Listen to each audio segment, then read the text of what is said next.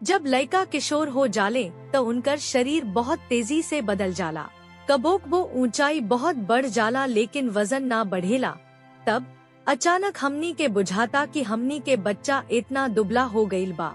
आ सोचत बानी की ई हालात सामान्य बा कि ना। कई लइकन के बढ़ंती के हिस्सा हभा ओ लोग के खान पान में कुछ कमी बा।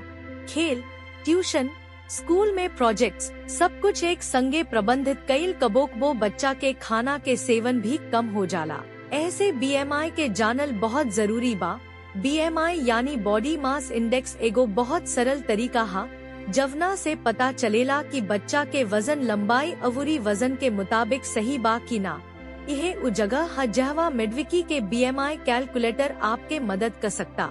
अगर रवा जानल चाहत बानी कि रवा बढ़त बच्चा के वजन अवूरी लंबाई सही संतुलन में बा कि ना, तो डिस्क्रिप्शन में दिहल लिंक पर क्लिक करके अब मिडविकी के BMI कैलकुलेटर के इस्तेमाल करी।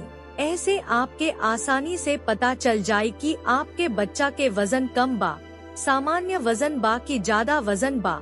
अपना बढ़त बच्चा के खान पान के ध्यान रखे खातिर ए टिप्स के भी पालन जरूर करें। अपना बच्चा के हर तरह के पौष्टिक भोजन दी, जैसे कि फल, सब्जी, प्रोटीन अवूरी अनाज इस शरीर के बने अवूरी विकास खातिर जरूरी होखेला।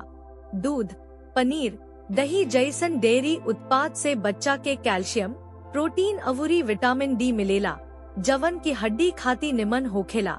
पालक, मेथी, सरसों जैसन हरियर पत्ता वाला सब्जी बच्चा के शरीर में आयरन, फाइबर अवूरी जरूरी विटामिन देवेला, जवन की बच्चा के बने में मदद करेला। ता इस सब चीज के बच्चा के रोजमर्रा के खान पान में जरूर शामिल करें।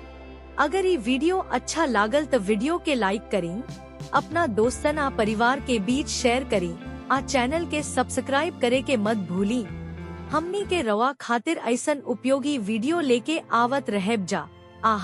आज डिस्क्रिप्शन में दिहल लिंक पर क्लिक करी आ मिडविकी के BMI कैलकुलेटर के इस्तेमाल करी।